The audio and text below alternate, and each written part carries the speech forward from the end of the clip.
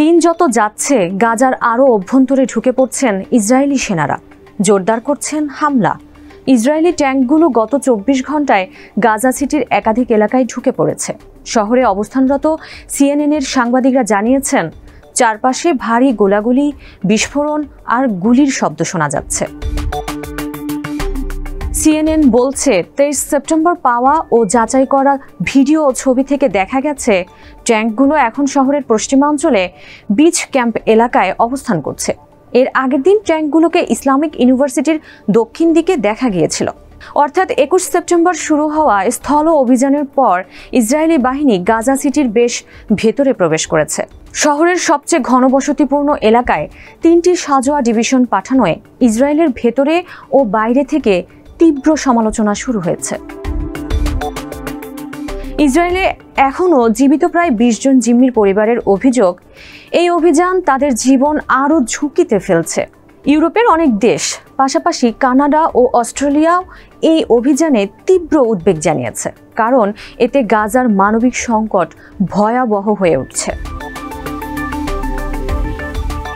Israeli সেনারা এর আগেই গাজা সিটির বাসিন্দাদের দক্ষিণে চলে যেতে বলেছিল। তখন ধারণা করা হচ্ছিল প্রায় ১ মিলিয়ন মানুষ শহরে অবস্থান করছে। ইসরায়েলি সেনাদের দাবি, এর মধ্যে ৬,৪০,০০০ মানুষ চলে গেছে। তবে স্বাধীনভাবে সেই সংখ্যা যাচাই করা সম্ভব হয়নি। এদিকে ইসরায়েলি সেনারা দখলকৃত এলাকাগুলোতে রিমোট কন্ট্রোল চালিত বোমা ভর্তি গাড়ি ব্যবহার করে ভবন উড়িয়ে দিচ্ছে। তাদের দাবি, হামাস এসব ভবনকে ঘাঁটি, অস্ত্রভাণ্ডার, টানেল পর্যবেক্ষণ কেন্দ্র ও হামলার জায়গা হিসেবে ব্যবহার করছে।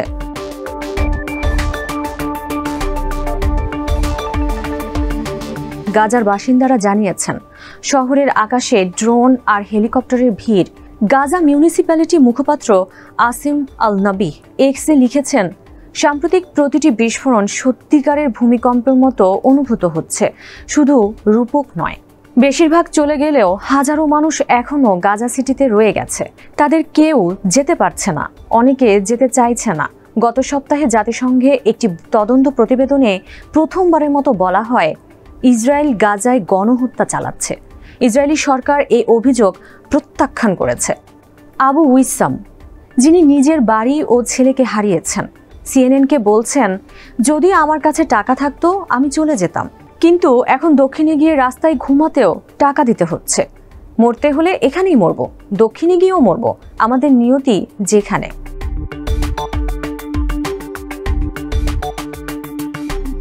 গাজার কয়েকটি হাসপাতাল ও স্বাস্থ্যকেন্দ্র বন্ধ হয়ে গেছে। ২২ সেপ্টেম্বর আল আরএনটিসি শিশু হাসপাতাল ও স্পেশালাইজড আই হাসপাতাল রোগীদের সরিয়ে বন্ধ ঘোষণা করে। আল শিফা হাসপাতালে ব্রিটিশ অস্ট্রেলীয় ডাক্তার সায়া আজিজ বলেন, তার কাছে রোগীদের চিকিৎসার কিছুই নেই। হাতে থাকা আহত শিশুটিকে দেখিয়ে তিনি বলেন, এই ব্যান্ডেজটা দেখুন, পরিষ্কার করার কিছু নেই। এই শিশু বেঁচে আছে কিভাবে? আল কুদস হাসপাতালও ক্ষতিগ্রস্ত হয়েছে। রেড ক্রিসেন্ট জানিয়েছে, সেখানে অক্সিজেন সরবরাহ কেন্দ্রগুলো অচল হয়ে গেছে। এখন কেবল কয়েকদিনের জন্য প্রি-ফিল্ড অক্সিজেন সিলিন্ডারের উপর নির্ভর করতে হচ্ছে।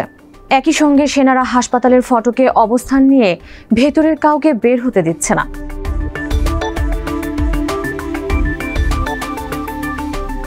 গাজার পাশাপাশি পশ্চিম তীরেও ইসরায়েলের অভিযান জোরদার হয়েছে।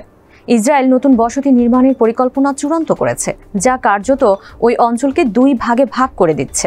প্রধানমন্ত্রী নেতানিয়াহু বলছেন, ইসরায়েল পশ্চিম তীরে ইহুদি বসতি দ্বিগুণ করছে এবং তা চালিয়ে যাবে। জাতিসংঘ জানিয়েছে, নতুন ফটক বসানোয় ফিলিস্তিনিদের চলাচল আরও সীমিত হয়ে পড়েছে। শুধু উত্তরাঞ্চলেই ৩২,০০০ মানুষ বাড়ি ফিরতে পারছে না, আর তাদের ১/৩ শিশু। এদিকে ইসরায়েল ঘোষণা করেছে, পশ্চিম তীর ও জর্ডানের একমাত্র সীমান্ত পথ অ্যালেনবি ক্রসিং অনির্দিষ্টকালের জন্য বন্ধ থাকবে। এটি শুধু মানুষের চলাচলই নয়, জর্ডান ও পশ্চিম তীরের মধ্যে বাণিজ্যেরও প্রধান রুট। অন্যদিকে ফ্রান্স, যুক্তরাজ্য, কানাডা, অস্ট্রেলিয়া, পর্তুগাল সহ বেশ কয়েকটি দেশ ফিলিস্তিন রাষ্ট্রকে স্বীকৃতি দিয়েছে। ইসরায়েল বলছে, এটি সন্ত্রাসবাদের পুরস্কার। তবে ফরাসি প্রেসিডেন্ট ইমানুয়েল ম্যাক্রোর মতো ফিলিস্তিন রাষ্ট্রের স্বীকৃতি ইসরায়েলের জন্য শান্তিতে বেঁচে থাকার একমাত্র পথ এবং এটি হামাসের পরাজয় নির্দেশ করে। জাতিসংঘ মহাসচিব অ্যান্টনিও গুতেরেস বলছেন, গাজায় ধ্বংসযজ্ঞ ও প্রাণহানি তার কর্মজীবনে দেখা যে কোনো সংঘাতের চেয়ে ভয়াবহ।